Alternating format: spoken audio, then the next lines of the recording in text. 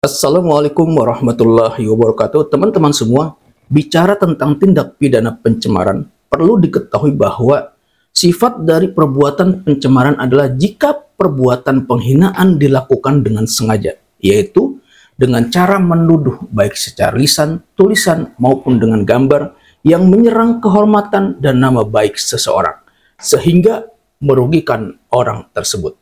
Perbuatan yang dituduhkan juga tidak perlu harus suatu tindak pidana, yang berarti bahwa tuduhan yang dilontarkan kepada seseorang tidak harus berupa tindakan yang secara jelas melanggar hukum pidana atau tindak pidana agar dapat dianggap sebagai perbuatan yang merugikan atau melanggar hukum.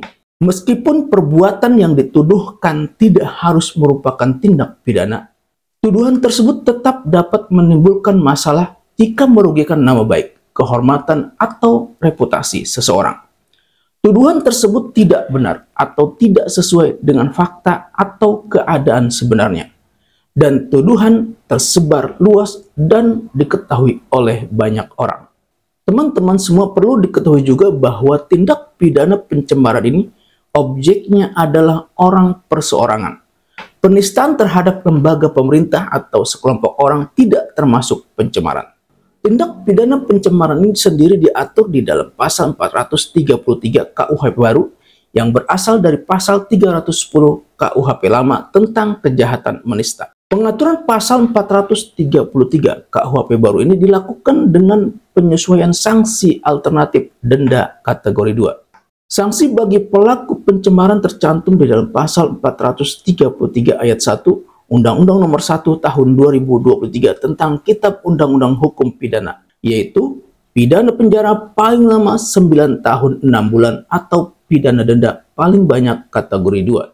Denda kategori 2 sebagaimana yang tercantum di dalam pasal 79 ayat 1 huruf B, yaitu sebesar 10 juta rupiah.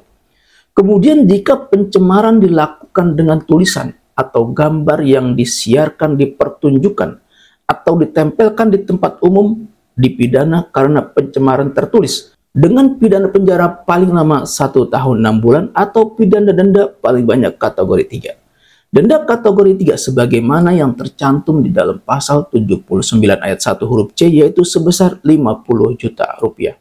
Teman-teman semua, pada pasal 433 KUHP baru ini juga memiliki alasan penghapus pidana khusus, yaitu seseorang yang melakukan tindak pidana pencemaran tidak dipidana jika dilakukan untuk kepentingan umum atau karena terpaksa membela diri, misalnya untuk mengungkap kebenaran yang bermanfaat bagi masyarakat, atau jika dilakukan sebagai upaya membela diri dari serangan yang mengancam diri.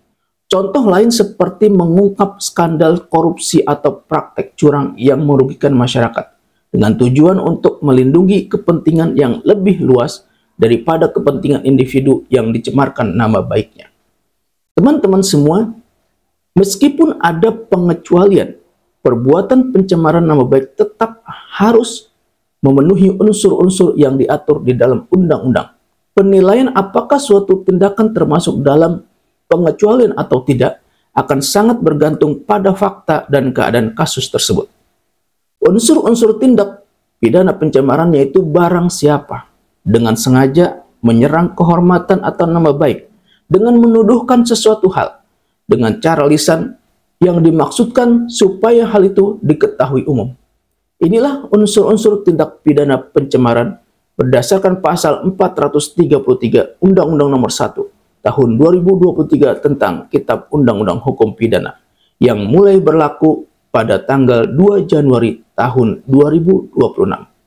Teman-teman semua, selain pelaku pencemaran dapat dituntut berdasarkan pasal 310 KUHP lama yang saat ini masih berlaku, kemudian pasal 433 KUHP baru yang mulai berlaku pada tanggal 2 Januari tahun 2026, pelaku pencemaran juga bisa dituntut berdasarkan pasal 27A junto pasal 45 ayat 4 Undang-Undang Nomor 1 Tahun 2024 tentang perubahan kedua atas Undang-Undang Nomor 11 Tahun 2008 tentang informasi dan transaksi elektronik, dengan sanksi pidana berupa pidana penjara paling lama 2 tahun dan atau denda paling banyak 400 juta rupiah.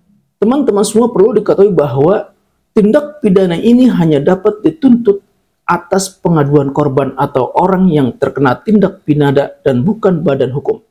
Kemudian dalam hal perbuatan menyerang kehormatan atau nama baik orang lain dengan cara menuduhkan suatu hal, tidak dapat dibuktikan kebenarannya dan bertentangan dengan apa yang diketahui, padahal telah diberi kesempatan untuk membuktikannya, dipidana karena fitnah dengan pidana penjara paling lama 4 tahun dan atau denda paling banyak 750 juta rupiah.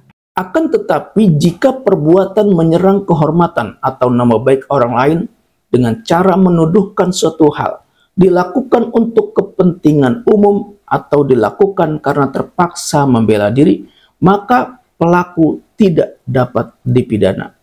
Semoga bermanfaat.